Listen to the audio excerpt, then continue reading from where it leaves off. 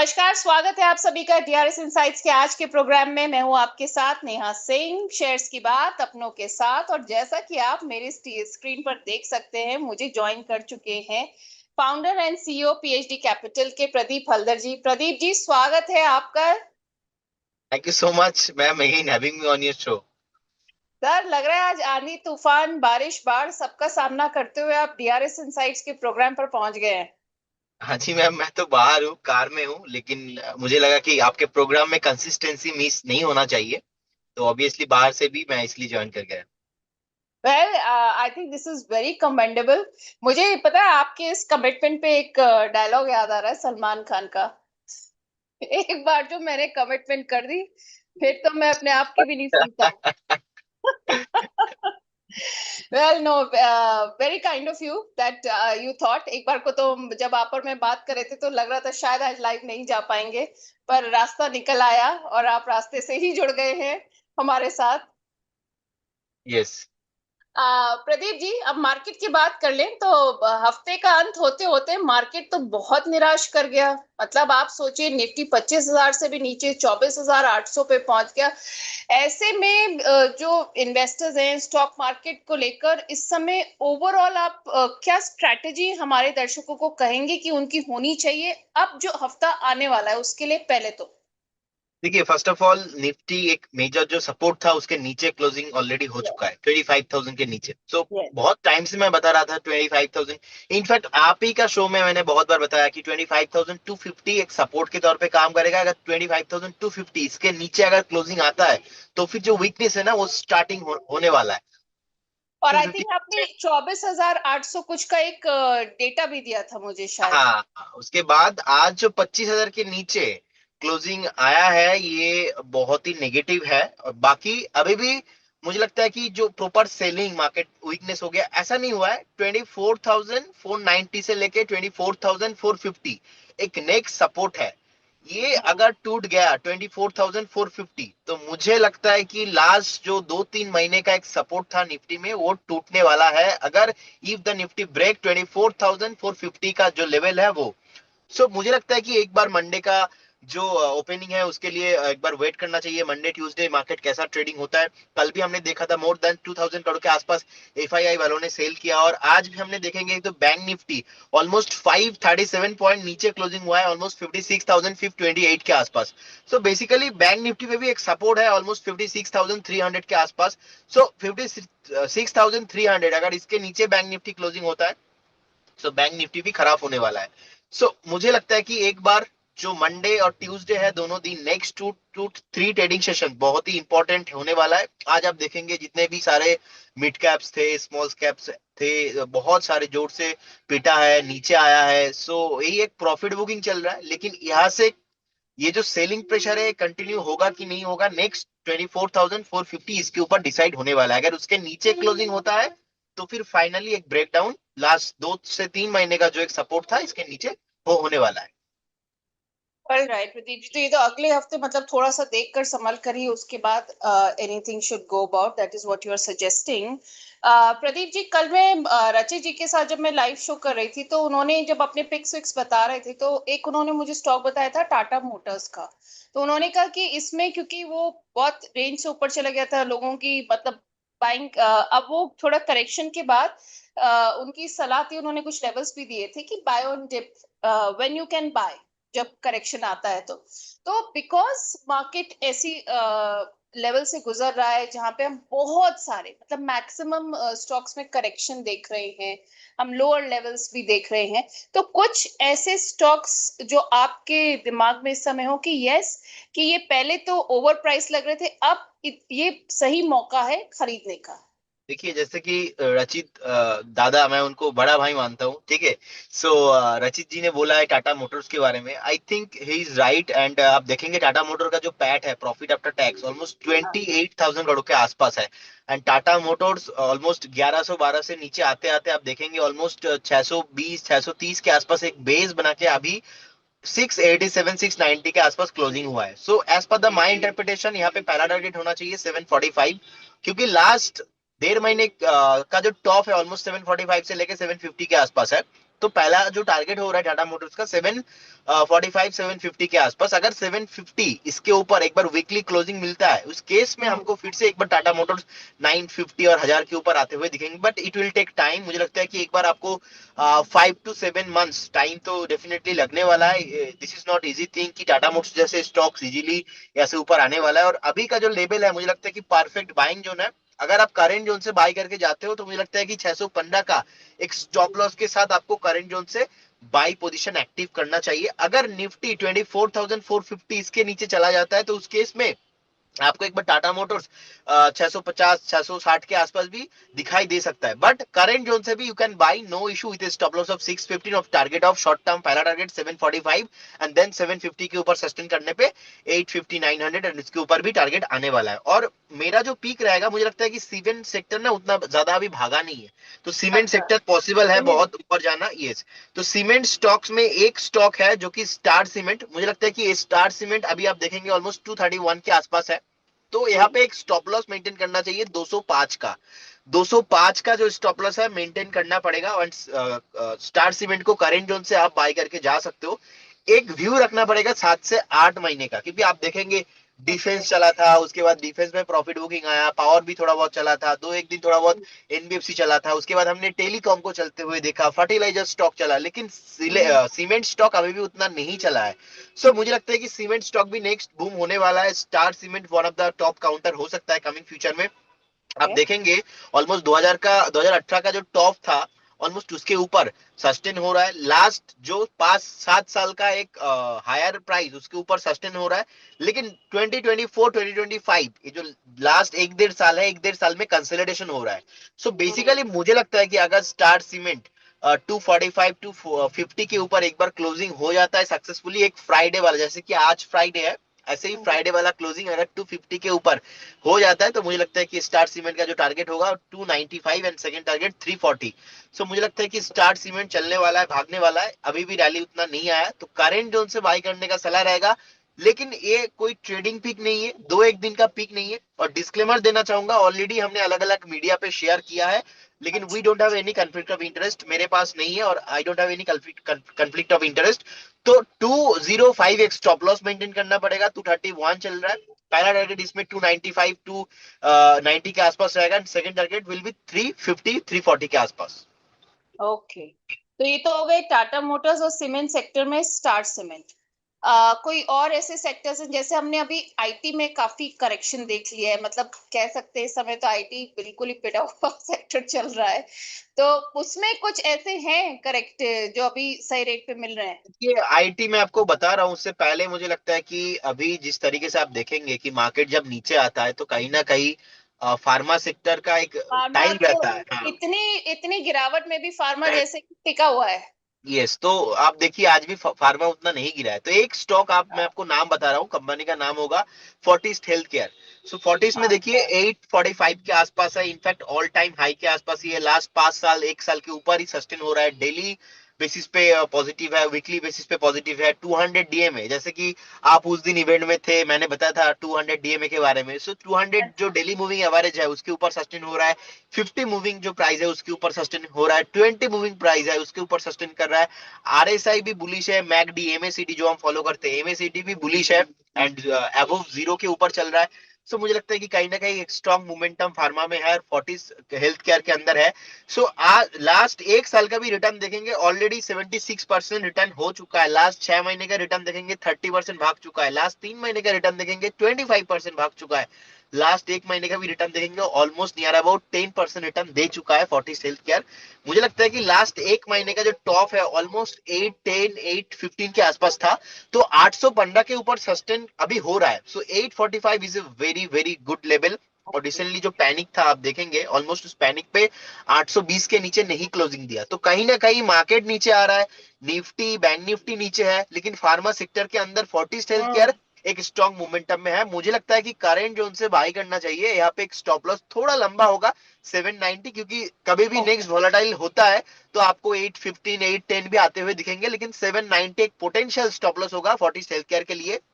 इसमें जो टारगेट होगा मुझे लगता है कि 940 एंड 980, ऑलमोस्ट 1000 से 20 रुपीज नीचे 980 नेक्स्ट 4 to 5 मंथ्स का मेरा एक व्यू रहेगा, क्योंकि जिस तरीके से मैंने आपको बताया कि लास्ट 6 महीने में पॉजिटिव रिटर्न, 3 महीने में पॉजिटिव रिटर्न, इनफैक्ट 1 महीने में भी 10% चला है। तो कहीं ना कहीं मैं ये प्रिडिक्ट करके चल रहा हूँ, जिस तरीके से पैट है, फंडामेंटल है, लिक्विडिटी है, जिस तरीके से फार्मा सेक्टर नीचे नहीं आ रहा है और Fortis health care weekly, monthly and daily candles के ऊपर सस्टेन कर रहा है, सो आई थिंक स्टॉक नेक्स्ट 4 से 5 महीने में यहाँ से भी फ्रेश 20 to 25% चलने वाला है। आप with target of 980 you can bye with current zone से।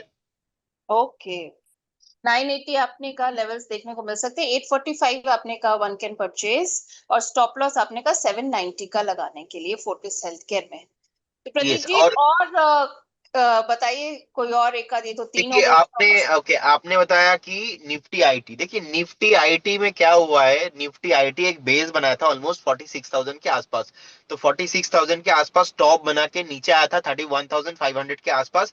उसके बाद फिर से हमने रैली देखा 39,500 के आसपास Nifty IT. But the concern is valuation. मुझे लगता है कि शॉर्ट टाइम में जो वॉलेटिलिटी हो रहा है लॉन्ग टर्म में नहीं रहने वाला, क्योंकि जो निफ्टी आईटी है मैक्सिमम जो रेवेन्यू है बाहर से आता है। आप देखेंगे डोनाल्ड ट्रम्प जी के साथ अभी भी कोई एग्रीमेंट कंटिन्यू नहीं हुआ, उल्टा जो है एक्सटेंड हो गया, ज्यादा वो लेट हो हाँ, रहा है। तो कहीं ना कहीं एक आईटी को लेके कंसर्न है। रिसेंटली टीसीएस का जो है रिजल्ट आया था, टीसीएस का रिजल्ट अच्छा नहीं है, एक के बाद एक आईटी में रिजल्ट आ रहा है, वो अच्छा नहीं हो रहा है। सो कहीं ना कहीं रिजल्ट अच्छा नहीं आ रहा है और जियो पॉलिटिकल टेंशन जो अभी कंटिन्यू हो रहा है, सो इसीलिए आईटी में थोड़ा जो है पैनिक देखने को मिल रहा है। लेकिन जिस तरीके से अभी निफ्टी आईटी है 35,623 के आसपास, आज भी देखेंगे ऑलमोस्ट 1.5% के आसपास नेगेटिव क्लोजिंग दिया है। इनफैक्ट पास्ट कुछ ही महीने में हमने देखा नेगेटिव 8 to 9% नीचे आया है। अभी भी टॉप से कैलकुलेट करके देखेंगे 15 to 16% नीचे है। So as per the my interpretation ma'am, मुझे लगता है कि यही एक मौका है, यही एक अपॉर्चुनिटी है आईटी में एंट्री लेने का, क्योंकि आपको कोई भी सेक्टर्स में तभी एंट्री लेना चाहिए जब वो सेक्टर परफॉर्म नहीं कर रहा है, एक बॉटम के आसपास ही है। सो आई डोंट थिंक ये 31,000 के नीचे जाने वाला है। अगर नीचे आता है तो यहाँ से भी मैक्सिमम 2,000 पॉइंट। तो इस मौके का फायदा आपको उठाना चाहिए। टीसीएस, इंफोसिस जैसे स्टॉक्स में मुझे लगता है कि लॉन्ग हाँ, टर्म, क्योंकि हर सेक्टर में हर स्टॉक अच्छा हो ये जरूरी नहीं है, मतलब एक सेक्टर में सारे स्टॉक्स अच्छे हो जरूरी नहीं है, तो कुछ पिक्स तो होने ही चाहिए। ओके डेफिनेटली, तो मुझे लगता है कि मैं लीडर के साथ ही जाना पसंद करूंगा। टीसीएस एंड वी जो है इंफोसिस, ये दोनों स्टॉक्स मुझे अच्छा लगता है। आप टीसीएस का प्राइस देखेंगे करेंट जोन से, मुझे लगता है कि यहाँ से आपको बाय करके चलना चाहिए। आई डोंट थिंक कि ये टीसीएस जैसे स्टॉक आपको 3,000 के नीचे मिलेगा, 3,135 के आसपास चल रहा है, तो करेंट जोन से थोड़ा बहुत एवरेज करने का सलाह रहेगा। और यहाँ से अगर और 40 रुपीज 50 रुपीज नीचे आता है तो और आप एक्यूमुलेशन कीजिए। आप इंफोसिस को देखिए, इंफोसिस का भी मुझे फंडामेंटल बहुत अच्छा लगता है। एंड आई थिंक इंफोसिस का जो अभी प्राइस है 1515 1515 के आसपास चल रहा है। क्लोजिंग नेगेटिव हुआ है, 1 महीने का सबसे लोएस्ट पॉइंट पे क्लोजिंग हुआ है। तो मैं और थोड़ा सेफ जाऊंगा। कभी भी अगर आपको 1470 एंड 1450 के आसपास, 1450 से लेके 1470 के आसपास इंफोसिस मिलता है, सो डेफिनेटली आपको बाय करना चाहिए। और ऐसे अगर आप बाय करोगे और 7-8 महीना अगर आप वेट करके रहते हो, तो मुझे लगता है कि ऐसे फ्रेश 20 to 25% अपसाइड पॉसिबल है। शॉर्ट टाइम में पेन दिखेंगे लेकिन लॉन्ग टर्म में कुछ भी प्रॉब्लम नहीं है। इंटर आईटी पैक में। Okay, that is fine. So we've got TCS, Infosys, Star Cement, Fortis Healthcare, Tata Motors right now with us. कोई एक आध और नाम याद आ रहे हैं क्या आपको? देखिए अभी तो और नाम याद नहीं है, और मेरे पास तो हाँ, चार्ट भी नहीं चलिए है। आप सोचिए, तब तक एक काम करते हैं ना कि क्वेश्चंस ले लेते हैं। फाइन। अनिल लोहन जी हैं, अडानी ग्रीन के बारे में he is asking, he has bought it for 990, तो शॉर्ट टर्म के लिए व्यू मांग रहे हैं कि होल्ड करना चाहिए कि सेल करना चाहिए। देखिए शॉर्ट टर्म के लिए मुझे लगता है कि जिस तरीके से आज का क्लोजिंग आया है, ऑलमोस्ट एक मेजर जो सपोर्ट था 995 के आसपास, 990 के आसपास, उसके नीचे ब्रेकडाउन आया है। सो मुझे लगता है कि फिर से अगर मार्केट खराब रहता है तो एक बार आपको 915 से 920 देखने को मिल सकता है। बट दैट मींस नॉट, मैं इसमें नेगेटिव हूँ क्योंकि एक सेलिंग प्रेशर आ रहा है। So with all respect the price action, एक बार आपको 915 920 मिल सकता है। लेकिन आपको यहाँ पे अगर स्टॉप लॉस ही लगाना है, शॉर्ट टर्म पे स्टॉप लॉस नहीं होता है। यहाँ पे स्टॉप लॉस होगा 885 के आसपास, तो 885 में आप स्टॉप लॉस मेंटेन कीजिए और बने रहिए। और मुझे लगता है कि कभी भी अगर 915 920 के आसपास आपको मिलता है तो एवरेज भी कर सकते हो आप। ओके, तो एवरेज के लेवल्स भी आपको पता चल गए हैं अनिल जी। नीरज गर्ग जी हैं, कह रहे हैं SW सोलर इन्होंने जो लिया है 331 के रेट पे इनकी परचेज है, कह रहे हैं सर स्टॉप लॉस और टारगेट दोनों बता दीजिए। देखिए मुझे लगता है कि अभी भी आज ऑलरेडी एक ब्रेकडाउन आ चुका है। टू 93 294 के आसपास एक सपोर्ट था, उसके नीचे क्लोजिंग हुआ है। इनफैक्ट लास्ट एक महीने में आप देखेंगे एसडब्ल्यू सोलर को लेके ऑलमोस्ट 345 से लेके 350 का एक टॉप था एसडब्ल्यू सोलर में। उसके बाद हमने वहां पे देखा, फिर से एक बार रिटेस्ट किया, डबल टॉप फॉर्मेशन हुआ। डबल टॉप फॉर्मेशन होने के बाद एसडब्ल्यू सोलर 315 320 के आसपास घूम रहा था। तो आज रिसेंटली लास्ट 2 दिन में क्या हुआ, 305 301 के आसपास था। आज फ्रेश पौने 3.5% के आसपास नीचे नेगेटिव एक क्लोजिंग मिला है। और मुझे लगता है कि एक मेजर सपोर्ट था 294 293 के आसपास। तो आज का क्लोजिंग है 289 के आसपास। तो मुझे लगता है कि फाइनली अगर 290 इसके ऊपर सस्टेन नहीं करता है मंडे या ट्यूसडे को, तो डेफिनेटली आपको स्टॉक से एक बार एग्जिट करना पड़ेगा शॉर्ट टाइम फ्रेम के लिए। ऑल राइट, इन लेवल्स पे आप देख सकते हैं कि रहना है कि एग्जिट करना है, जैसे प्रदीप जी ने सलाह दी है। वैस्कॉन इन्होंने खरीदा हुआ है, VASCON at the rate of 59। इस पर भी शॉर्ट टर्म व्यू और टारगेट। देखिए भैंसकॉन तो मुझे बहुत अच्छे से याद है, क्योंकि मेरा जिंदगी का पहला शेयर मैंने भैंसकॉन खरीदा था आज से बहुत साल पहले। मतलब चलिए नीरज जी, आपने और प्रदीप जी ने एक ही स्टॉक चूज करा है। हाँ, वो मैंने किया था आज से बहुत साल पहले। उसके बाद मैंने एक हफ्ते में ही एग्जिट कर दिया था वैस्कॉन इंजीनियर से। देखिए अभी 52 तो 50 आपका यानी एक्सपीरियंस अच्छा नहीं रहा वैस्कॉन का। नहीं, मेरा एक्सपीरियंस अच्छा नहीं था। एंड इनफैक्ट जब मैंने स्टार्ट किया था उस टाइम पे आई थिंक 2000 आई थिंक मैंने परचेस किया था 2011 के आसपास। तो उस टाइम पे ट्रेड होता था मुझे याद नहीं आ रहा है प्राइस, बट 2011 के आसपास जब मैंने बाय किया था। उसके बाद तो स्प्लिट भी हुआ, उसके बाद एडजस्टेड प्राइस आया। सो आज का अभी देखिए 52 53 के आसपास चल रहा है। इनका बिजनेस ठीक से नहीं ग्रो किया। इनफैक्ट आप देखेंगे कि 2017 का जो टॉप है ना उसके ऊपर सस्टेन नहीं कर पाया, 2016 का जो टॉप है उसके ऊपर सस्टेन नहीं कर पाया, 2023 का जो टॉप है उसके ऊपर क्लोजिंग नहीं हो पाया। सो अभी 53 है। मुझे लगता है कि मैक्सिमम 47.50 पे एक स्टॉप लॉस मेंटेन कीजिए। ओके। अगर 47.50 एक बार ब्रेक होता है तो आपको एग्जिट करना चाहिए। और ऐसे स्टॉक्स जो लास्ट 5 साल 10 साल से कोई परफॉर्मेंस नहीं दे रहा है, तो definitely you need to think कि ये कौन सा स्टॉक है, जो स्टॉक दुनिया कहाँ से कहाँ आ गया। हम मतलब ऑफलाइन से ऑनलाइन आ गए, गया, वेब 3 आ रहे, एआई आ रहे, जहाँ पे एक कंपनी 10 साल से परफॉर्म नहीं कर पा रहे। तो ऑब्वियसली ऐसे कंपनी में आपका इन्वेस्टमेंट नहीं होना चाहिए। तो मेरे तरफ से तो ना है, but with stop loss of 47.50 पे आपको मेंटेन करना चाहिए। ओके, स्टॉप लॉस ऑफ 47.50 वैस्कॉन में। शशिधर जी हैं, ये भी हमारे मेंबर हैं। अभी हम हमारे मेंबर्स के सवाल ले रहे हैं। वेबसॉल एनर्जी सिस्टम्स इन्होंने लिया हुआ है और इनका जो एवरेज प्राइस है वो है 1442 का, 1442। और उस पर 3 मंथ्स का व्यू ये आपसे जानना चाह रहे हैं शशिधर जी। आप कितना बाइंग प्राइस बताया मैम आपने? 1442, 1442। 42। देखिए अभी 1380 के आसपास चल रहा है। मुझे लगता है कि 1355 एक स्टॉप लॉस मेंटेन कीजिए, बने रहिए। एक टॉप बनाया है ऑलमोस्ट 1480 के आसपास। मतलब उनका जो बाइंग है उसके आसपास एक टॉप है रिसेंटली। तो उस टॉप से ना एक ब्रेकडाउन आया है, अभी 1380 के आसपास चल रहा है। 1355 पे एक स्टॉप लॉस मेंटेन कीजिए, बने रहिए। एवरेज करने का सलाह नहीं रहेगा इस काउंटर पे, क्योंकि स्टॉक ने बहुत बार ऐसा किया है कि ऊपर से नीचे आया है, बहुत वॉलेटाइल रहता है। So with respect of the price action 1355 एक बार स्टॉप लॉस मेंटेन कीजिए, बने रहिए। अगर नीचे आता है कभी भी तो आपको एग्जिट करना है, एवरेज नहीं करना है इस स्टॉक में। ऑल राइट, अगर 1355 से कह रहे हैं आप स्टॉप लॉस लगा लेना चाहिए और नीचे आता है तो इससे तो एग्जिट ही करना ज्यादा बेटर है। One should not think of averaging as per you. Hamza ji हैं, कह रहे हैं good evening Neha ji and Pradeep sir. Good evening Hamza ji. मैंने प्रदीप फॉस्फेट्स लिया था और एग्जिट कर दिया 205 पर।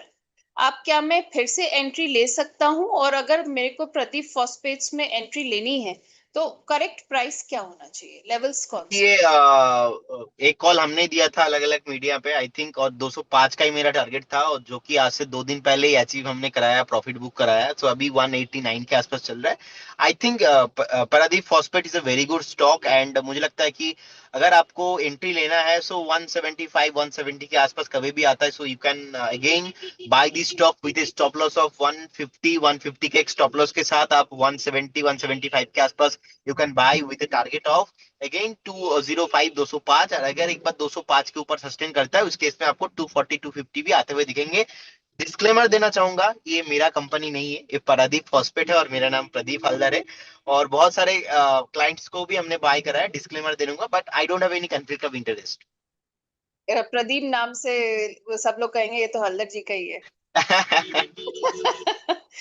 चलिए, उदय प्रमाणिक जी कह रहे हैं कि इन्होंने कैम्स 25 कैम्स खरीदा है और 4250 पर इनका बाइंग प्राइस है। कह रहे हैं शॉर्ट टारगेट क्या रहेगा इसका? देखिए, कैम्स का आप देखेंगे जो मेन बिजनेस है जितने भी हमारे इंडिया पे ऑलमोस्ट 25,000 करोड़ के आसपास, 26,000 करोड़ के आसपास जो एमपी का डेटा है, जो म्यूचुअल फंड्स में हर महीना इनफ्लो आ रहा है, तो मुझे लगता है कि आप स्कैम्स को देख लीजिए, बीएससी को देख लीजिए, सीडीएसएल को देख लीजिए, आप एमसीएक्स को देख लीजिए। सो कहीं ना कहीं ये जो सिक्योरिटीज रिलेटेड कंपनीज है जहां पे डील करता है, इन लोगों का फ्यूचर है एक्चुअल में। और आप देखेंगे लास्ट 6 महीने में एक ज्यादा रिटर्न दिया नहीं, एक कंसोलिडेशन जोन पे है। मुझे लगता है कि स्टॉक कभी भी अगर आपको 3,750 से लेके 3,800 के आसपास मिलता है, so you should buy, no issue उसमें, आप बाई करके जा सकते हो। अभी करंट जोन से अवॉइड कीजिए, क्योंकि जिस तरीके से मार्केट थोड़ा नीचे आ रहा है, सो मुझे लगता है कि करंट जोन से अवॉइड कीजिए। 3,750 3,800 कभी भी आपको मिल सकता है, इस केस में आप बाई ऑन डीप करके जाइए with stop loss of 3,400 and with target of again 4,200 के आसपास आपको मिल जाएंगे, क्योंकि बिजनेस इनका अच्छा है, मोनोपोली है, प्रॉफिटेबल कंपनी है, और मुझे लगता है कहीं ना कहीं ये थीम भी कमिंग फ्यूचर में चलने वाला है। क्योंकि लास्ट वीक भी आपने देखा था कि जितने भी एएमसी स्टॉक्स है, UTI AMC, Nippon India AMC, सारे एएमसी स्टॉक्स भी चल रहे थे। तो ये जो एक थीम है ना, ये सिक्योरिटी से रिलेटेड जितने भी कंपनीज डील करते हैं, तो मुझे लगता है कि ऐसे कंपनी का ना एक टाइम रहता है, उस टाइम पे जैसे ब्रेकआउट आता है ना, उस ब्रेकआउट के बाद वो कंपनी चलता है। सो अच्छा है, फंडामेंटल ही है, रिसेंटली नहीं चला है अभी भी। सो अभी भी कंसोलिडेशन जोन पे है। सो तीन तरह का ट्रेंड होता है, up trend, down trend, sideways. So basically अभी जो कैंप्स के अंदर हो रहा है, ये बेसिकली साइडवेज ट्रेंड है, तो यहाँ पे ना ही ब्रेकआउट ना ही ब्रेकडाउन सिचुएशन है। सो अगर आप बाय करना चाहते हो तो एक अच्छे कंपनी को अच्छे वैल्यूएशन के साथ आपको बाय करना चाहिए, तो 3,750 3,800 is ideal zone for camps. All right, ये तो हो गई कैंप्स की बात। अब हिमांशु जी जो हमारे मेंबर हैं कह रहे हैं I have Ujjivan small finance bank, Ujjivan, और इसका मेरा बाइंग प्राइस है 49। ओके, देखिए कह रहे उज्जीवन, सर क्या करूं? देखिए उज्जीवन स्मॉल फाइनेंस बैंक बहुत ही छोटा बैंक है, लिक्विडिटी का इशू है। आप देखेंगे जितने बड़े बड़े बैंक लाइक एसबीआई, एचडीएफसी अभी नहीं चल रहा है because of the market corrections, तो I don't think next Ujjivan small finance bank ज्यादा कुछ यहाँ पे ग्रो होने वाला है।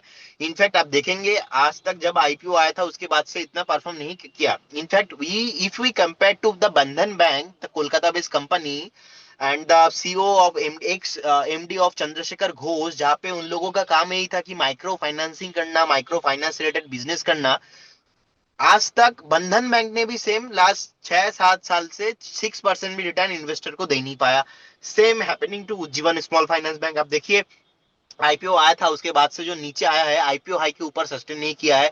So as per the my interpretation, ये बिजनेस चलने में थोड़ा बहुत टाइम लगेगा, क्योंकि जिस तरीके से बैंक पे फ्रॉड केसेस इंक्रीज हो रहा है, बहुत सारा जो कस्टमर्स है वो भी सेटिस्फाइड नहीं होता है। ये तो चलो एक बैंक का जो है साइबर रिलेटेड इशू हो गया, बाकी मेन जो ऐसे बैंक्स होता है इनका मेन प्रॉब्लम होता है एनपीए, नॉन परफॉर्मिंग एसेट। तो इतना लोन से लोग प्रोवाइड कर देते हैं ना, बाद में ये स्टॉक जो है परफेक्टली चलता नहीं है। सो अगर आपको ऐसे छोटे मोटे स्टॉक्स में रहना है, सो मुझे लगता है कि at least Canara bank compare to others bank अच्छा है। सो आप एक बार ऐसे बैंक को आप लेके जा सकते हो। ओके, प्रदीप जी, जैसा कि मैंने आपसे कहा कि हम आज आपसे जो मेन फोकस रखेंगे अपने प्रोग्राम का वो होगा बाय ऑन डिप वाले स्टॉक्स और अगले हफ्ते की तैयारी। इसी पे आपको याद होगा हमने कई बार डिस्कस किया है डिफेंस सेक्टर, जो कि हमने कहा ओवर प्राइस हो गया था, इसलिए उसमें हम ज्यादा तेजी नहीं आते हुए देख रहे हैं काफी टाइम से। अब इस समय आप क्या व्यू है आपका डिफेंस सेक्टर को लेकर? देखिए डिफेंस सेक्टर को लेके मुझे लगता है कि जैसा कि हमने लास्ट भी बात किया था, मुझे लगता है कि और थोड़ा करेक्शन इसमें होने वाला है। इनफैक्ट आप देखेंगे ईजेल जैसे स्टॉक 5,000 से करेक्शन होके अभी 4,550 के आसपास ट्रेड हो रहा है, तो मुझे लगता है कि 4,200 4,150 इजीली पॉसिबल है। इनफैक्ट आप अभी से बाइंग स्टार्ट कर दीजिए। मुझे लगता है कि मैंने बहुत बार बताया कि एटलीस्ट 4,400 4,500 में आए तो यू कैन बाय, उस कौन सा टाइम पे मैंने बताया था जहाँ पे 5,000 प्राइस था। और डिफेंस सेक्टर मुझे लगता है कि नेक्स्ट थीम होने वाला है इंडिया में, ऐसा कोई प्रॉब्लम नहीं है, लेकिन एक वैल्यूएशन की कुछ चीज होता है, तो वैल्यूएशन के हिसाब से अगर हम देखेंगे, सो मुझे लगता है कि एक बार आपको अभी से बाइंग स्टार्ट करना चाहिए। मतलब if you want to invest 1 lakh, simply you can invest current zone से 30,000। थर्टी अच्छा। थाउजेंड आप इन्वेस्ट कीजिए, बाकी 70,000 हर एक डीप में आप इन्वेस्ट कीजिए, तो फिर आपका अच्छा। जो बाइंग होगा वो अच्छा होगा। डिफेंस में H A L and BEL मेरा फेवरेट है। बीईएल तो बहुत टाइम से मैंने बताया था कि बीईएल हम्म। नीचे नहीं आ रहा है। बीईएल अभी 400 के नीचे क्लोजिंग दिया है आज। इनफैक्ट आप देखेंगे 395 के आसपास आज क्लोजिंग लिया है। मुझे लगता है कि बीईएल 380 385 के आसपास कभी भी मिलता है तो आपको एक डेफिनेटली ओके। बाय करना चाहिए। और नेक्स्ट है पाराज डिफेंस, मुझे अच्छा लगता है। तो मुझे लगता है कि पाराज अच्छा। डिफेंस में भी जो स्प्लिट हुआ, एडजस्टेड हुआ, उसके बाद अभी देखिए 783 के आसपास चल रहा है। सो आई थिंक आपको ये स्टॉक भी एक बार 750 740 देखने को मिलेगा। सो 740 750 अगर कभी भी देखने को मिलता है, उस केस में आपको बाय ऑन डीप करना चाहिए। एंड उसके बाद रहेगा कोचिन शिपयार्ड। सो कोचिन शिपयार्ड भी मुझे अच्छा लगता है। कोचिन शिपयार्ड में आप देखेंगे जिस तरीके से 2300 2400 के आसपास एक बार एक बेसिकली टॉप बनाया था, उसके बाद धीरे धीरे हमने देखा कि कोचिन शिपयार्ड नीचे आया। तो नीचे आने के बाद अभी भी ये जो है बॉटम बेस जो है नहीं बनाया, 1800 के आसपास चल रहा है। मुझे लगता है कि आप 1750 1700 के आसपास कभी भी बाई करके जा सकते हो। तो ये जो चार स्टॉक मैंने आपको बताया, एक शिपिंग रिलेटेड हो गया। अब शिपिंग रिलेटेड बात करेंगे तो HCI, shipping corporation of India भी मुझे अच्छा लगता है। आप देखेंगे रिसेंटली एक cup and handle pattern daily basis पे था, उसके बाद हमने देखा 243 244 के आसपास एक टॉप बना के उसके बाद फिर से 230 के नीचे आ गया। सो करेंट जोन मुझे लगता है कि अगर कभी भी आपको 205 204 के आसपास मिलता है तो you should buy also HCI, shipping corporation of India. लेकिन थोड़ा धीरे चलता है, फंडामेंटल अच्छा है। कोचिन शिपयार्ड का बीटा बहुत हाई है, तो कोचिन शिपयार्ड थोड़ा ज्यादा आपको वॉलेटाइल होते हुए दिखेंगे। जब भी ऐसा नीचे आ रहा है उस टाइम पे, जब आप ऊपर जाते हुए भी दिखेंगे उस टाइम पे आपको ऊपर भी मिलेगा। एक मैम मिसकॉन्सेप्शन है डिफेंस सेक्टर को लेके कि बहुत सारे एडवाइजर ने, बहुत सारे एनालिस्ट ने, बहुत सारे फंड मैनेजर और इन्वेस्टर्स ने ऐसा एक माहौल क्रिएट किया था कि डिफेंस सेक्टर चलो ऊपर जा रहा है, बाय करो बाय करो। तो क्या हाँ। हुआ था, आप देखेंगे आज से 1.5 2 साल पहले जब एचडीएफसी डिफेंस फंड लॉन्च किया था, उस टाइम पे हमने देखा विद इन द 1 ईयर 130% का रैली हुआ। उसके बाद हाँ। बहुत सारे लोगों ने 130% का रिटर्न देख के इन्वेस्ट किया। फिर उन लोगों फंस गया। फंसने के बाद देखा कि 60% तो नीचे ही आ गया था जब डिफेंस सेक्टर में करेक्शन होता है। फिर मोतीलाल ओसवाल वाले ने जब टॉप किया, फिर से डिफेंस सेक्टर में उन लोगों का एक बार सेलिंग प्रेशर, जो एक बार जो है उन लोगों का जो ऑफर फॉर सेल वो आया था। उसके बाद अपना न्यू एनएफओ लेके आया था, ठीक है, new fund offer Motilal Oswal का डिफेंस में। तो उसके बाद हमने देखा फिर से रैली हुआ। रिसेंटली अभी डिफेंस सेक्टर नहीं चल रहा था, ये जो इंडिया पाकिस्तान वाला मैटर स्टार्ट हुआ जिस दिन से, और हमने ग्लोबली एक माहौल बनते हुए देखा कि ईरान के साथ जिस तरीके से वो एक वार सिचुएशन, अमेरिका ईरान यूक्रेन और India Pakistan, specially India Pakistan का जो माहौल बना ना, उसके बाद से डिफेंस सेक्टर लगातार 1 से 1.5 महीना भागा। तो अभी ना कोई सेंटीमेंट है, ना कोई सिचुएशन है। एक जो कंपनी भागता है ईपीएस से भागता है, सेल से भागता है, पैट से भागता है। सो टेक्निकली देखा जाए अभी भी मुझे लगता है कि यहाँ पे 8 to 10% enter the defence sector में करेक्शन पॉसिबल है। तो मेरा फेवरेट है Cochin shipyard, Paras defence, HAL, BEL. तो एचएएल एंड बीईएल पे थोड़ा आप एक्सपोजर ज्यादा लेके जा सकते हो, क्योंकि यहाँ पे जिस तरीके से ऑर्डर बुक है, जिस तरीके से फंडामेंटल अच्छा है, तो मुझे लगता है कि लिक्विडिटी ज्यादा है तो इसमें प्रॉब्लम नहीं है। सो आपको एक डीप में बाय करना चाहिए। ऑल राइट, डिप में बाय करना चाहिए। प्रभात नारायण जी अपना सवाल लेकर आ गए हैं, केमिकल सेक्टर कह रहे हैं कब चलेगा सर। क्लीन साइंस में क्या करूं? मैंने 70 शेयर्स खरीद लिए थे 1750 के रेट पर, 2021 में मैंने खरीदे थे। तो अब इसमें क्या करना चाहिए मुझे? देखिए क्लीन साइज अभी 1200 1242 के 1242 के आसपास चल रहा है। मुझे लगता है कि लास्ट 1 साल का आप देखेंगे सपोर्ट ऑलमोस्ट 1180 1190 के आसपास है। सो मुझे लगता है कि एक बार आप वेट करके जाइए, आपको बाय नहीं करना चाहिए, एवरेज नहीं करना चाहिए। 1180 एक स्टॉप लॉस मेंटेन कीजिए। कभी भी अगर उसके नीचे आता है तो डेफिनेटली आपको एग्जिट करना चाहिए। ऐसे स्टॉक्स में एंट्री नहीं लेना चाहिए, क्योंकि 1 ईयर में कुछ ज्यादा रिटर्न दे नहीं पाया, इनफैक्ट 5 साल से कुछ रिटर्न दे नहीं पाया। Each and every hmm. Month पे आप देखिए बार बार नीचे ही आ रहा है। So as per the my interpretation मुझे लगता है कि ऐसे स्टॉक्स में आपको बिल्कुल भी नहीं इन्वेस्ट करना चाहिए। जो बच्चा लास्ट 5 साल से पढ़ाई नहीं कर रहा है और आप हर महीना बोल लो पढ़ ले बेटा पढ़ ले, लेकिन फिर भी वो धोखा ही दे रहा है आपको। सो ऐसे स्टॉक्स में ऐसे तो मुझे लगता है कि इन्वेस्ट नहीं करना चाहिए, अवॉइड ही करना चाहिए। जी प्रदीप जी, विश्वजीत जी हैं, प्रोफेसर विश्वजीत हैं, कह रहे हैं सर, मैंने ममता मशीनरी लिया था 600 के रेट पर, तो कह रहे हैं कि मेरे पास 6 मंथ्स टू 1 ईयर का टारगेट है, तो आप प्लीज मुझे सजेस्ट कीजिए। देखिए आपने ममता मशीनरी बोला, राइट? हाँ जी। ओके, मैंने ममता बनर्जी सुन लिया था। ठीक आप कोलकाता में हैं, आपको वही सुनाई देगा। है।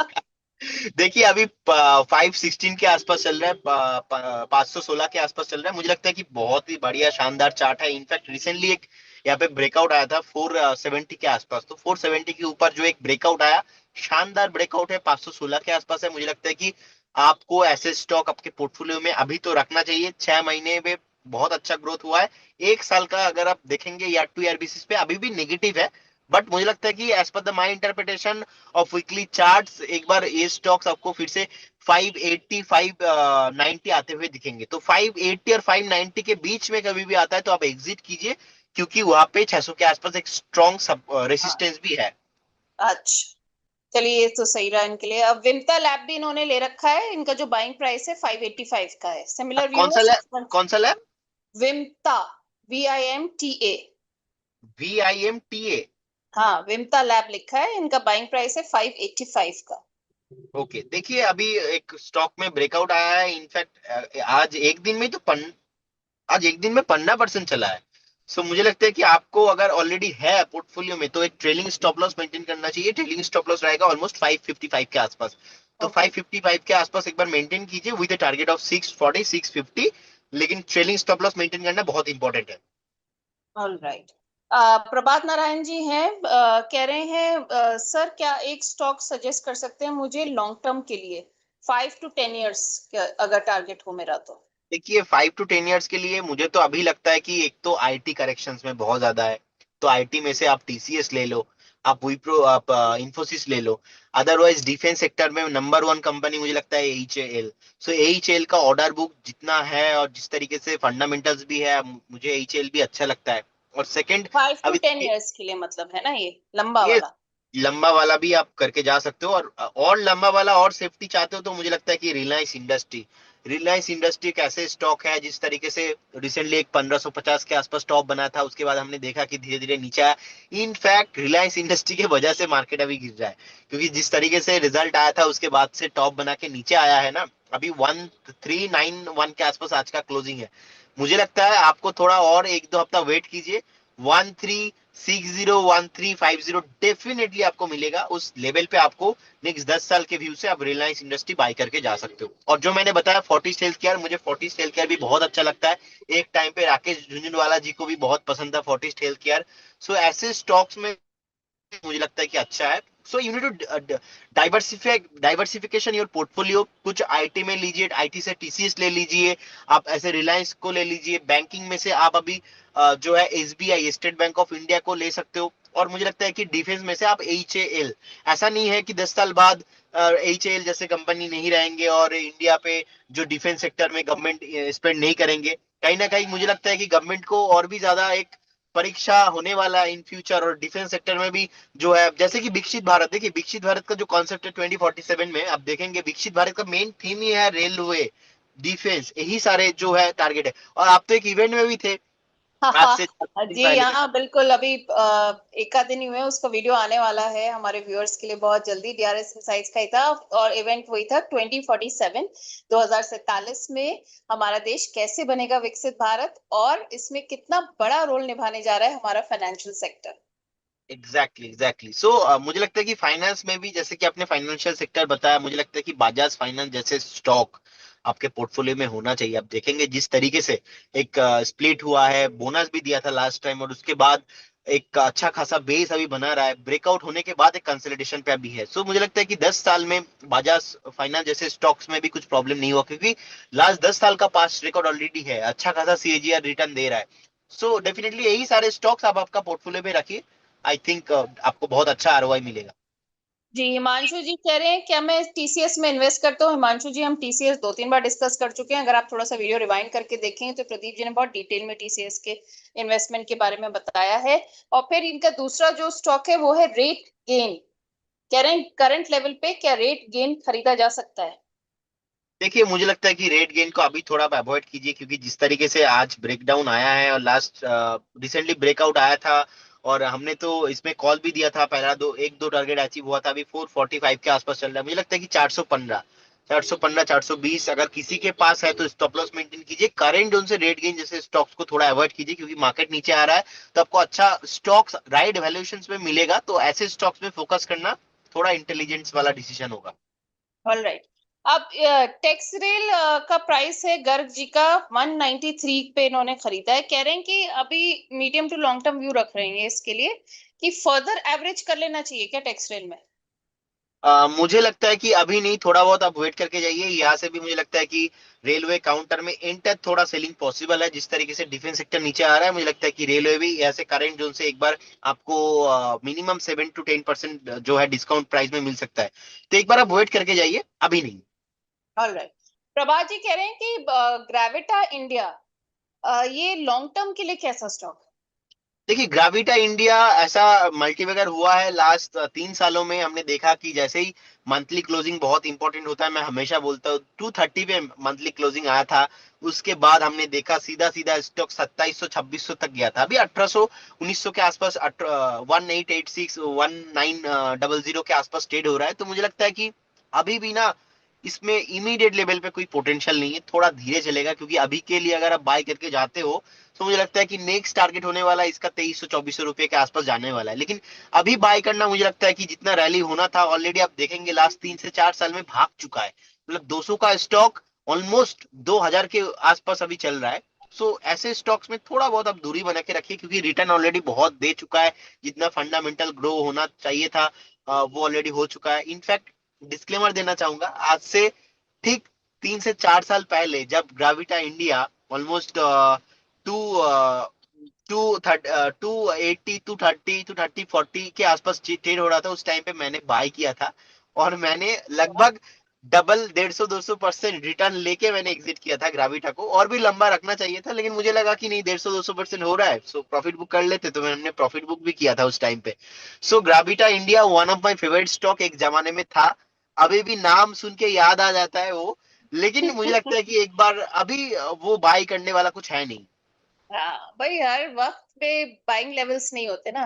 जैसे कहते हैं सही लेवल पे बाय करना और एग्जिट करना दोनों ही एक जो ट्रिक है ये समझना, तो आई थिंक ये सब लोग बस एस्टिमेट कर सकते हैं, you won't know the exact time, right? Pradeep ji, सबसे बड़ी बात तो वेल मैं कहूंगी कि भाई मान गए आज आपको, आप इतनी बारिश में और जैम में भी हमारे लिए स्पेशली आपने गाड़ी साइड में लगाकर हमें ज्वाइन किया। इसके लिए मतलब थैंक यू सो मच, और आई थिंक हमारे दर्शक भी बहुत थैंकफुल हैं आपके। और आपने हमारे सारे सवालों के जवाब दिए, हमारे सारे दर्शकों के सवालों के जवाब दिए, उसके लिए भी thank you so much. Thank you ma'am again. I am so sorry because मुझे याद था 7:30, बट इतना बारिश हो रहा है और ट्रैफिक में मैं फंस चुका हूँ, तो मैंने सोचा कि आपको बता ही दूं। मतलब आप तो, ये मैं आपको अप्रिशिएट करूंगा कि आप हंसी हंसी मान जाते हो, कोई बात नहीं, ठीक है, ट्राई कर लो, नहीं तो वीडियो बना दो। आप आपके व्यूअर्स के इतना केयर करते हो, और डेफिनेटली मैं व्यूअर्स को भी बताना चाहूंगा कि मैम बहुत ही अच्छा इनिशिएटिव ले रहे हैं। और मैम के साथ मेरा एक पॉडकास्ट भी हुआ है आज से 2 दिन 1 दिन पहले ही, तो वो भी बहुत जल्दी आने वाला है। और एक बिल्कुल, डिस्क्लेमर कैट देना। Is out of the bag. Pradeep ji के साथ हमारा पॉडकास्ट बहुत जल्दी आपको देखने को मिलेगा। जैसे कि प्रदीप जी ने एक और बात बताई कि हमारा एक इवेंट हुआ है विकसित भारत वाला, वो भी आपको देखने को मिलेगा, और ये भी। तो वेल, दोनों चीजों का आपको करना चाहिए इंतजार। और प्रदीप जी, देखिए, थैंक यू मैम अगेन। आपका जो विकसित भारत का इवेंट है, अगर आपने मुझे पहले से बताया, डेफिनेटली एज ए पार्टिसिपेंट मैं आता और अटेंड भी करता और आपको सुनता लाइव। और अरे डिस्प्ले। चलिए, धीरे धीरे जैसे कहते हैं ना भाई, मिलके जुलके हर चीजें होंगी तो फिर हम लोग भी नेक्स्ट टाइम ऐसा ही करेंगे। हो सकता है कि और बड़ा इवेंट हो जाए। ऑब्वियसली मैम, एंड एक डिस्क्लेमर देना चाहूंगा, investment in securities market subject to market risk. कोई भी स्टॉक्स में अगर आप निवेश करो, काइंडली आपका जो पर्सनल फाइनेंशियल एडवाइजर है उनसे सलाह लेके कीजिए। एंड स्टॉक मार्केट में कुछ भी 100% गारंटी नहीं होता, पास्ट परफॉर्मेंस फ्यूचर में रिफ्लेक्शन नहीं होता। एंड बहुत सारे स्टॉक डिस्कशन हुआ है ड्यूरिंग द सेशंस। बहुत सारे स्टॉक्स हमारे प्रोडक्ट मॉडल पोर्टफोलियो एंड हो सकता है कि हमारे जो पेड कस्टमर्स उनके पास हो, लेकिन हमारे पास नहीं है। No conflict of interest from my side and my company side. बहुत बहुत धन्यवाद, thank you so much ma'am आपको। थैंक यू प्रदीप जी, आज आप आए, तहे दिल से आपका thank you, and we really appreciate from DRS sides. And thank you. Thank you all my viewers कि आप लोगों ने भी ज्वाइन किया और प्रदीप जी की सलाह आपको मिली।